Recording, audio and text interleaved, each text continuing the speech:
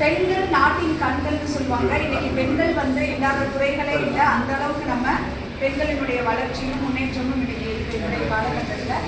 அதுலேயும் குறிப்பாக மருத்துவத்துறையில் பார்த்தீங்கன்னா மருத்துவத்துறையினுடைய முதுகெலும்புன்னு கூட சொல்லலாம்.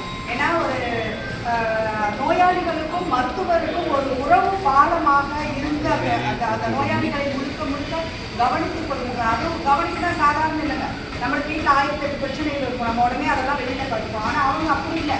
அந்த நோயாளிகளை கனிவோடு எனக்கு எவ்வளவு பிரச்சனைகள் இருந்தாலும் அதையெல்லாம் அப்படியே வச்சுட்டு அந்த நோயாளிகளினுடைய வலி அறிந்து, நோயின் தன்மை அறிந்து, அவங்களுடைய மனநிலையை அறிந்து அவங்களுக்கு ஒரு தாயின் இடத்திலிருந்து அல்லது ஒரு உற்ற உறவு அல்லது ஒரு சகோதரியின் இடத்திலிருந்து அந்த ஒரு வழியை போகக்கூடிய ஒரு செயலை செய்பவர்கள் தான் செவிலியர்கள். அப்படிப்பட்ட செவிலியர்களினுடைய அந்த பணியை போற்றும் விதமாக, அவர்களுடைய பணியை உயர்வு செய்யும் விதமாக கொண்டாடப்படுகின்ற ஒரு நாள் தான் செவிலியர் தினம். எதற்கோ ஒரு நாள் கொண்டாடுறதுங்களா? இப்படி அற்புதமாக சேவை செய்கின்ற அவர்களை போற்றும் விதமாக இந்த மே 12 செவிலியர் தினமாக கொண்டாடப்படுகிறது.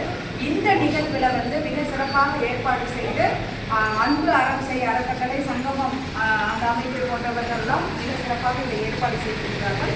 இந்த நிகழ்விற்கு ஒத்துழைப்பு அளித்து அனுமதி அளித்து இந்த நிகழ்ச்சியில் கலந்து கொண்டு சிறப்பு செய்வதற்காக மருத்துவர் அருமை சகோதரர் சூரியகுமார் அவர்களுக்கு அந்த அறக்கட்டளையின் சார்பாக இப்பொழுது பொன்னாடை போட்டி கௌரவிக்கப்படுகிறது.